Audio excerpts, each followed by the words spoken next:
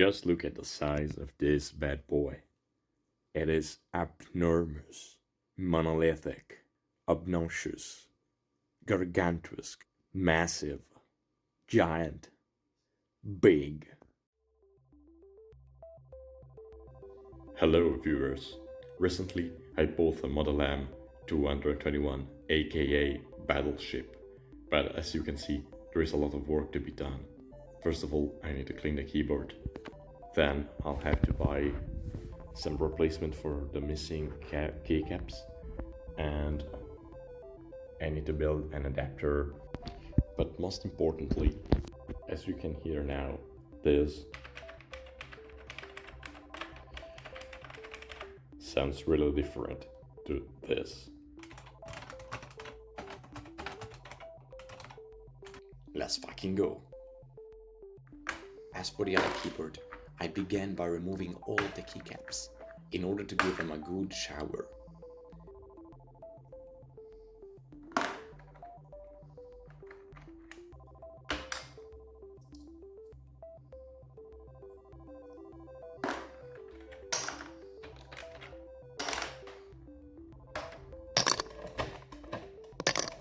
To clean these old bad boys, I'm using the good old water and dish soap plus a toothbrush.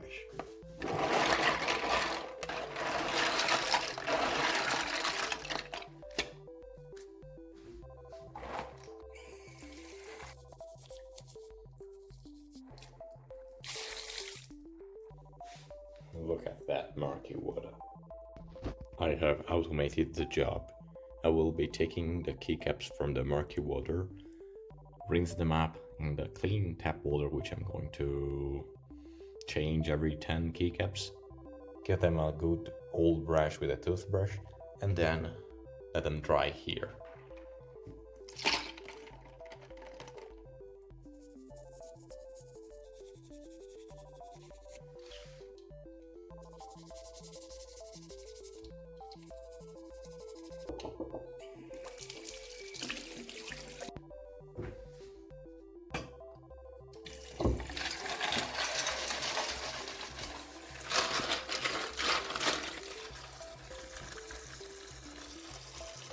I'm walking. Here's my little assistant. The thirstiest of all cats. I made some researches and it looks like that these things can easily be unscrewed with something that nobody has because it's a proprietary type of screw. But by unscrewing those screws, you can simply lift up the upper shell of the keyboard without breaking the plastic bolt. So I guess this is what I'm going to do, because cleaning the keyboard without the plastic thing will be a lot easier. I managed to remove this screw, but for some reason the same piece that I use for this screw is not working for all of the other screws. But do not despair, because I have all these other pieces and I hope there will be something that fits.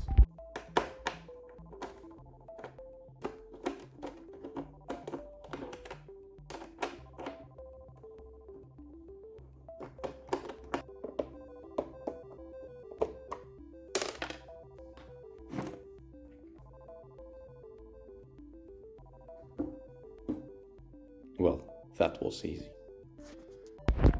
And I'm really glad that I did that, because there is a lot of dust and thing that otherwise would have been lost to eternity. Ugh, just look at this thing here. Ugh.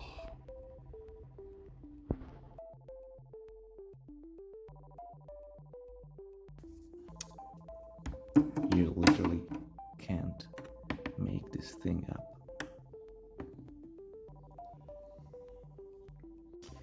I said that I didn't want to break any pins, but I just lifted up the metal piece from the plastic one, and it is dirty. But not all not every single pin, but a lot of them are broken.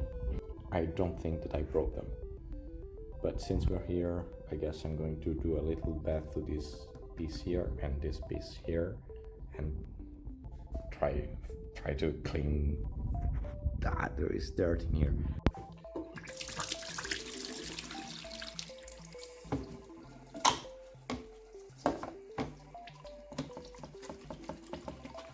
I really wish I had a bigger brush.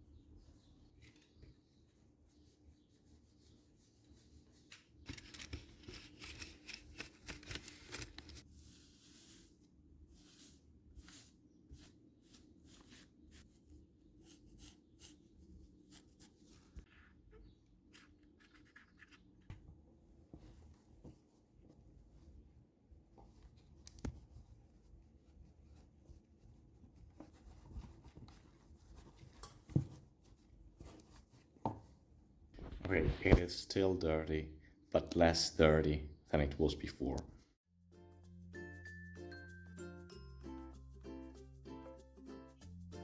I remember having seen a pin similar to the one I needed in an old PC's motherboard, so instead of buying a new one, I decided to desolder it.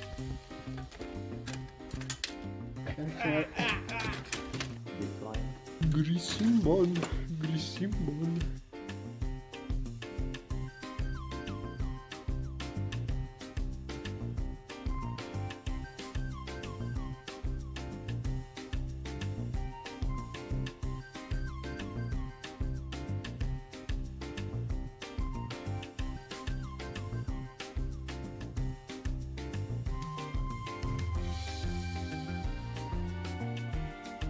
Well, we actually managed to, but in the end I had to buy another DIN connector since my keyboard requires a 270 degrees one.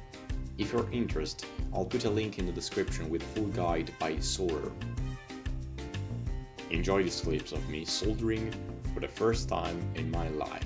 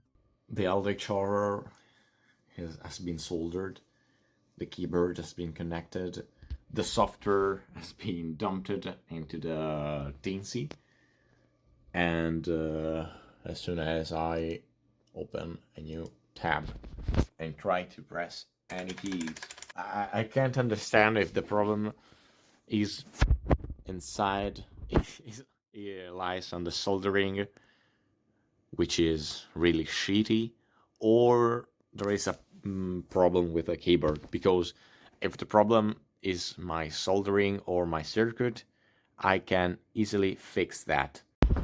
So I unplugged the Teensy, then plugged it back, and look at that, it's working.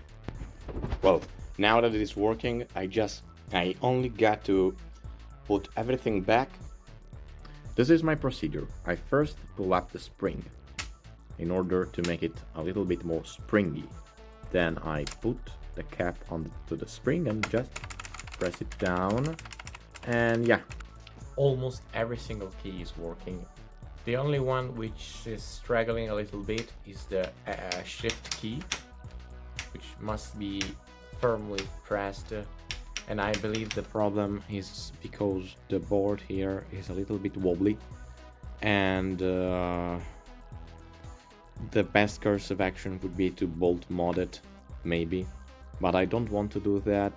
And now this keyboard is definitely ready. Since the caps lock key wasn't working properly, every time I pressed keys on the left side, the caps lock key would trigger. I simply had to make a custom configuration which assigned caps lock key to no key. All the other keys have been mapped correctly. Here I have my print key, which should be somewhere here, the print screen, but I guess here is okay too. Here I have my caps lock numlock key. If I press that, the numlock will trigger, and if I press this one, the caps lock will trigger. The keyboard is ready. As a post-production note, I've been using this keyboard for a while now. It is not as good as the other Model M I have, but it does its dirty job without any issues. Beside the fact that one day later filming the video, I had to change the Teensy case because the other one was squeezing the soldering somehow, and now this one here is my case.